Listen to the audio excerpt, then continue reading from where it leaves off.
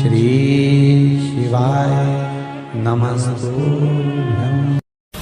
और एक विश्वास के साथ आप लोगों से कहना चाहूंगा, जितने लोग आस्था पर कथा सुन रहे हो, जितने फेसबुक यूट्यूब पर सुन रहे हो, और जितने लोग मालेगांव की ये पवित्र भूमि पर बैठकर कथा सुन रहे हो, एक दिल से कहूं आप लोगों से, आप स्वीकार करिएगा, दुख की घड़ी में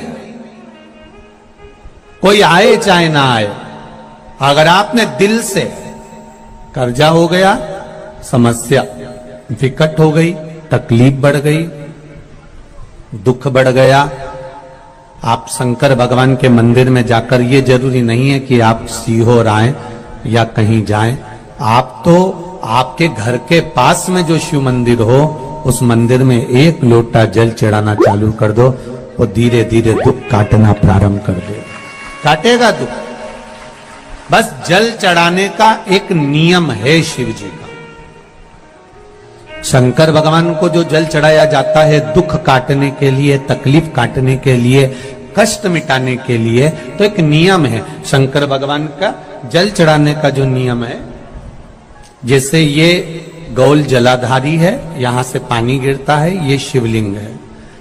ये दो जो भगवान का पानी जहां बहकर जाता है ये गोल में से, तो यहां जो स्थान है, ये सीधे भाग पर गणेश जी विराजमान है, लेफ्ट भाग में कार्तिकेय जी है, बीच में एक मोटी सी लाइन होती है जहां सुख सुंदरी है, ऊपर से जो बूंद बूंद पानी गिर रहा है वो शंकर भगवान की 5 लड़कियां हैं, जया, विषहरा, शामलीबारी, दौतली और देव।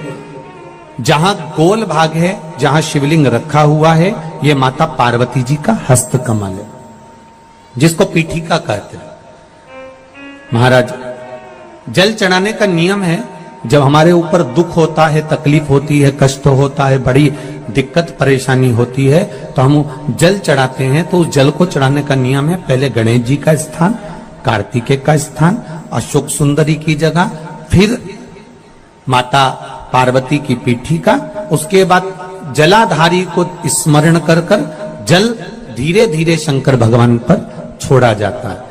जब धीरे धीरे शिव जी पर जल चढ़ाएं, उसके बाद में आप अपने मन की कामना जब जल चढ़ाते जाएं और बाबा से कहते जाएं, बाबा, रोज कामना कहने की जरूरत नहीं है, एक बार आप कामना करो और उसके बाद जल चढ़ाना प्रारंभ करो, और उसको कहना जरूर, तेरे दरबार से कोई खाली नहीं गया मेरे शंभू, मैं नहीं जानती, मैं तो इतना जानती हूं कि कंकर शंकर है और तू सुनता जरूर है। ब्रह्मा ब्रह्म लोक में है, भगवान विष्णु वैकुंठ लोक में है, पर मृत्यु लोक में मेरा देवाधिदेव महादेव है, मेरी सुनेगा जरूर। और बाबा से विनय कर कर आप आइए। जल चढ़ाने का नियम, अगर दुख है, तकलीफ है, कष्ट है, तो ऐसे चढ़ा दो, और अगर मन कर रहा है डायरेक्ट शिव जी पे चढ़ाना हो तो तुम्हारी मर्जी है, उसमें कोई मना नहीं।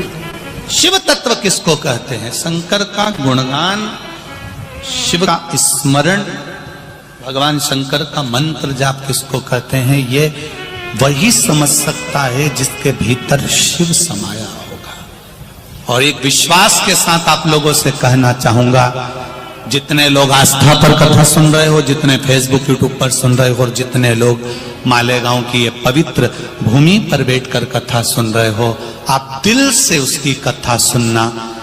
इस वाणी का, इस व्यासपीठ का एक शब्द हो सकता है, हॉस्पिटल में पड़ा हुआ कोई व्यक्ति, कर्जे में डूबा हुआ कोई व्यक्ति, गलत व्यसन में पड़ा हुआ कोई व्यक्ति को आपके द्वारा निकली हुई वाणी से भी बाहर निकाल सकता है। जैसे उस मां को कहा किसी ने, सीहोर वाला महाराज कहता है, एक बार चले तो जा शंकर जी के मंदिर में, उसने पत्र भी लिखा।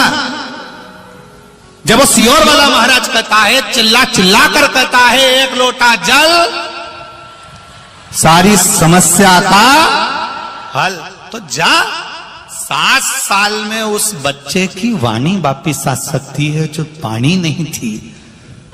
जब वो वाणी मेरा महादेव दे सकता है, वो देखो उस माँ के चेहरे की खुशी, उस माँ के चेहरे की रौनकता, जिसका बेटा 7 साल बाद बोला हो, उसका आनंद देखिए कि कितना होगा, कितना आनंद होगा।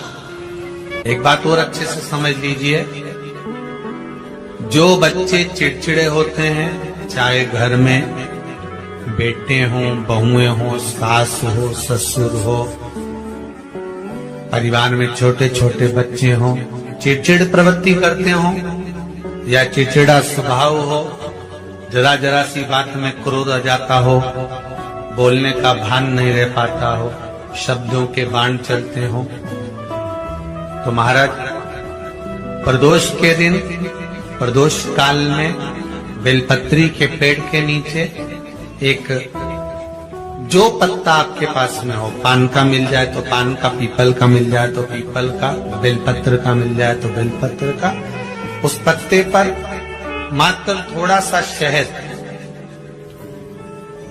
और 7 दाने चावल के रखकर घी का दिया लगा दो महाराज, और थोड़ा सा जल हाथ की अंजलि में लेकर भगवान देवाधिदेव महादेव का स्मरण कर कि इस बेलपत्री के वृक्ष के नीचे माता लक्ष्मी, पार्वती, सरस्वती विराजमान है। इसी बेलपत्री के पेड़ के नीचे मेरे देवाधिदेव महादेव का 12 ज्योतिर्लिंग का स्वरूप प्रकट है। उनका स्मरण कर जल चढ़ा दीजिए और उसका स्मरण कर लो जो चिड़चिड़ प्रवृत्ति करता, क्रोध करता, जिसको बोलने का भान नहीं होता हो, सम्मान नहीं देता हो, अपशब्द कहते हो, उनका स्मरण कर छोड़ेंगे। एकदम एक प्रदोष करेंगे, दूसरे प्रदोष तक तो आपको कोई दिक्कत ही नहीं। 2-3 प्रदोष कर देखिए, बाबा कृपा करें।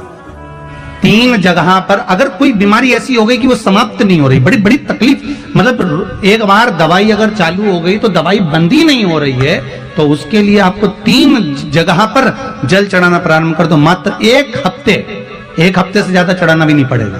जैसे 1 हफ्ते आप टेबलेट लेते हो, गोली लेते हो, 1 हफ्ते चढ़ाना प्रारंभ कर दो। सबसे पहले बेलपत्री के पेड़ के नीचे क्या करना है, जल का पात्र लेना है, उसमें 2 दाने चावल के डालना, 2 दाने अक्षत के डालिए। पहले बेलपत्री के पेड़ के नीचे जाओ, वहां जल चढ़ाओ, फिर जाइए पीपल के वृक्ष के नीचे, वहां जल चढ़ाइए। आखिरी में या तो शमी के नीचे या फिर आंवले के नीचे, इन दोनों में से कोई एक वृक्ष जिसके नीचे। पर 1 हफ्ते अगर आपने आंवले में चढ़ाया है तो आंवले में ही चढ़ाना, शमी में चढ़ाया है तो शमी में चढ़ाना है। ये बदल के मत चढ़ाना कि आज मैं शमी में चढ़ा देती हूँ, कल आंवले में चढ़ा दूंगी, ऐसा नहीं। शंकर भगवान पे चढ़ा हुआ जल जो बहकर जाता है उसको 3 जगह पर जरूर लगाना चाहिए। ध्यान से सुनिएगा। 9 ग्रह जो शरीर पर राहु, केतु, मंगल, बुध, शनि परेशान करते हैं, उसकी समाप्ति के लिए शिव पर चढ़ा हुआ जल नैनों पर, कंठ पर, मस्तिष्क पर, 3 जगह पर, जिसके प्रतिदिन शिव पर चढ़ा हुआ जल लगता है उसको कभी 9 ग्रह परेशान नहीं कर सकते।